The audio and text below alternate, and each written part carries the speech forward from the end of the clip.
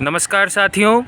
Uniform civil code जो कि एक चर्चा का मुद्दा है, तो उस पे कुछ सवाल है जिनका सवाल देने के लिए हमारे साथ एक्सपर्ट मौजूद हैं। मैं इनका स्वागत करता हूं। तो आपसे हमारा पहला प्रश्न है कि प्रधानमंत्री द्वारा समान नागरिक संहिता यूनिफॉर्म सिविल कोड को लागू करने की बात कही गई है, तो आप हमें ये बताइए कि ये यूनिफॉर्म सिविल कोड क्या है। देखिए, देश में दो तरह के कानून हैं। एक सिविल लॉ है यानी नागरिक कानून, और दूसरा आपराधिक कानून यानी कि क्रिमिनल लॉ है।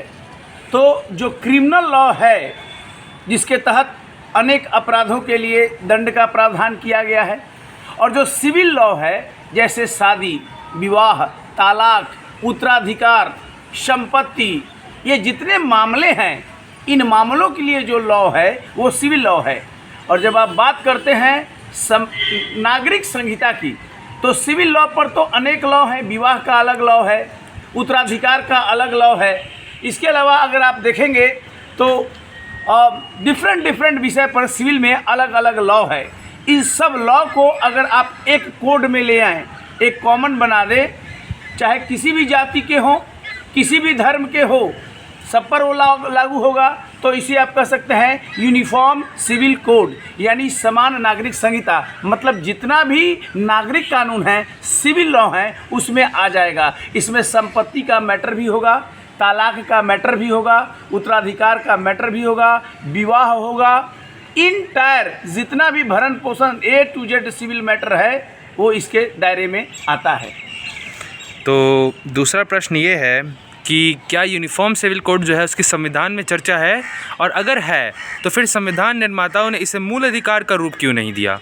अच्छा प्रश्न आपने किया है। समान नागरिक जो संहिता है उसकी चर्चा संविधान में है।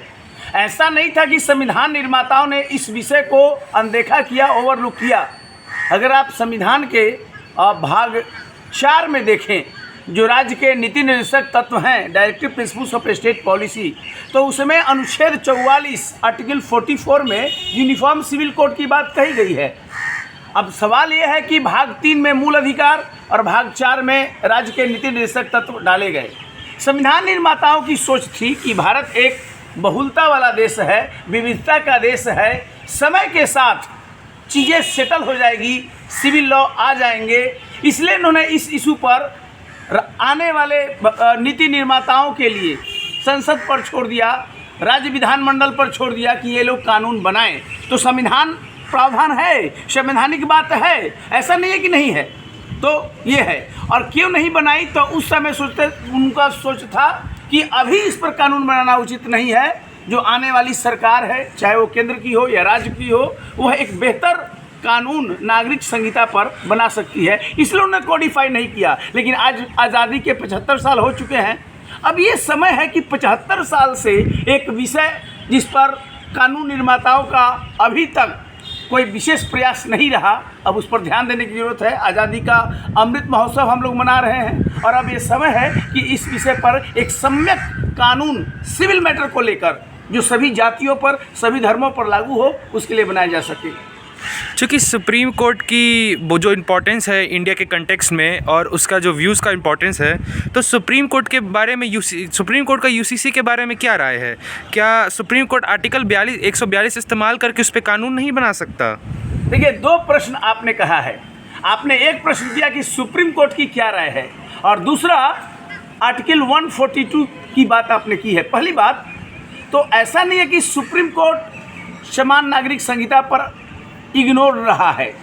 आप याद कीजिए, साहबानों का जो केस था 1985 में, या जो सरला मुगदल का केस था 1995 में, इसमें यूनिफॉर्म सिविल कोड पर सुप्रीम कोर्ट की जो बेंच है उसने कहा था कि इसको लागू किया जाए, इसको केंद्र के द्वारा यानी संसद के द्वारा इस पर विचार किया जाना चाहिए।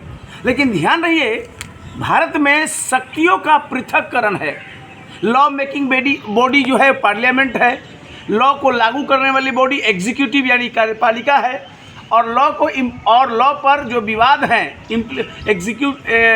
जिसे कहते हैं डिस्प्यूट रिजोल्यूशन, वो बॉडी जुडिशरी है।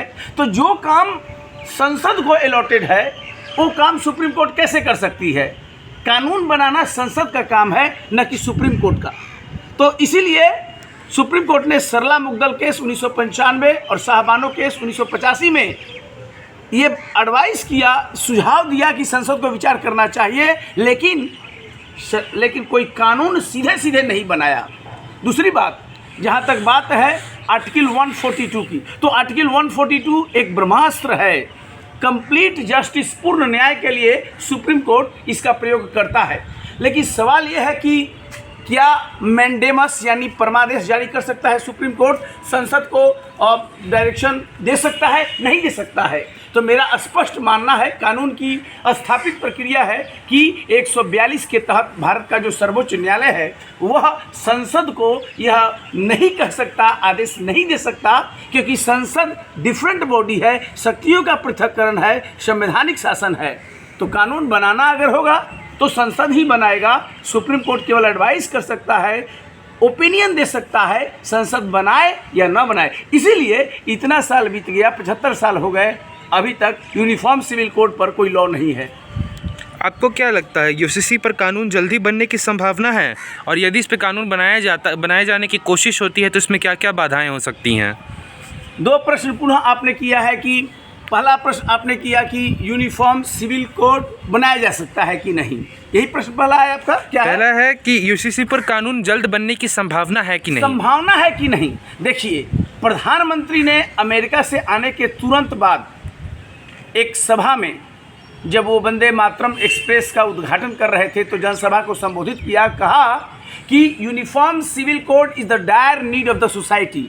आवश्यकता तो है, लगातार आवश्यकता महसूस किया गया है, सिविल सोसाइटी महसूस करता है, सुप्रीम कोर्ट महसूस करता है, हाई कोर्ट करता है, अनेक लोगों का ये मामला है, अभी तक नहीं बना है, तो आवश्यकता तो है। अभी मैं बता दूं, उत्तराखंड में, गोवा में तो ऑलरेडी चल रहा है, भारत का पहला राज्य है गोवा जहां पर यूनिफॉर्म सिविल कोड है। उत्तराखंड, हिमाचल में कमेटी बन गई है यूनिफॉर्म सिविल कोड की। अभी जो भारत का विधि आयोग है, लॉ कमीशन ऑफ इंडिया, वो समान नागरिक संहिता पर लोगों से राय लिया है कि आप बताइए कि आपका क्या राय है ये यूनिफॉर्म सिविल कोड पर। तो ये जुलाई जो है, जुलाई का फर्स्ट वीक तक उसका पॉसिबली डेट देना है, कोई भी अपना राय दे सकता है कि यूनिफॉर्म सिविल कोड पर उसका क्या राय है। तो सरकार सजग है, सरकार बिल लाना चाहती है, भारत की जो सरकार है संसद में, और कानून बनाना चाहती है। दूसरा प्रश्न क्या था आपका? दूसरा प्रश्न था कि अगर इस पर कानून बनाया जाने की कोशिश होती है तो इसमें क्या क्या बाधाएं होंगी? बाधा ये है कि भारत एक बहुलता वाला देश है। जैसे भारत में हिंदू की बात करें तो हिंदुओं में जो विवाह है वो एक संस्कार है, लेकिन मुस्लिम धर्म में विवाह एक कॉन्ट्रैक्ट है। हिंदू धर्म में एक पत्नी के रहते हुए कोई दूसरा शादी नहीं कर सकता, तलाक देने के बाद दूसरा शादी कर सकता है। बट मुस्लिम धर्म में आप अनेक शादी कर सकते हैं और उसके दर्जनों बच्चे हो सकते हैं। तो कुल मिलाकर सब धर्मों का अलग अलग हिसाब किताब है। वहाँ तलाक तलाक तलाक 3 बार मुस्लिम धर्म में बोलकर वो हो सकता है। क्रिश्चियन का रूल्स अलग है, सबका अलग है, लेकिन हिंदू का अलग है। अब इनके कारण जेंडर इनजस्टिस होता है। आप संविधान का अनुच्छेद 12 कहिए, समानता का अधिकार हनन होता है। जब आप यूनिफॉर्म सिविल कोड नहीं बनाइएगा तो सभी धर्मों के सिविल लॉ अलग अलग हैं, तो उनके साथ जस्टिस नहीं हो पाता है। ठीक है, इसके अलावा जीवन जीने का अधिकार, आर्टिकल 21 की बात करें तो जीवन जीने के अधिकार से वंचित किया जाता है। एक बार में 3 तलाक कहे और वो सब विवाह विच्छेद हो गया। तो कुल मिलाकर ये सारा मैटर है, तो इस पर कमेटी बनी है। इसीलिए भारत का जो विधि आयोग है सभी से राय ले रहा है और राय लेकर इस पर एक ड्राफ्ट विधेयक का जो प्रारूप है तैयार कर भारत सरकार को संसद के विचारार्थ रखेगा। तो संभावना तो बन रही है कि आज़ादी का अमृतकाल यूनिफॉर्म सिविल कोड की दिशा में निश्चित रूप से आगे बढ़ेगा। और जहाँ तक बात है धार्मिक स्वतंत्रता का, अनुच्छेद 25 का, तो स्वतंत्रता तो है, लेकिन वो सबके लिए समान रूप से नहीं है। आप मुस्लिम जो सिस्टर्स हैं, मदर्स हैं, उनकी बात देखिए और इनका देखिए, बहुत अंतर आ जाता है जीवन जीने के में। गरिमापूर्वक जीवन नहीं है। इसीलिए कहीं ना कहीं जब बात आती है उत्तराधिकार की, विवाह की, या फिर तलाक की, या संपत्ति में हिस्सेदारी की, तो आवश्यकता है कि सभी धर्मों के बीच में कोऑर्डिनेट कर एक यूनिफॉर्म लॉ बनाया जाए जो संविधान के अनुच्छेद 44 ऑलरेडी मैंडेट है उसके अनुकूल हो। जी, और इसी के साथ हमारे यहाँ पे सवाल ख़त्म होते हैं। बहुत बहुत धन्यवाद आपका जुड़ने का और हमारा मार्गदर्शन करने का। बहुत बहुत धन्यवाद। Thank you very much.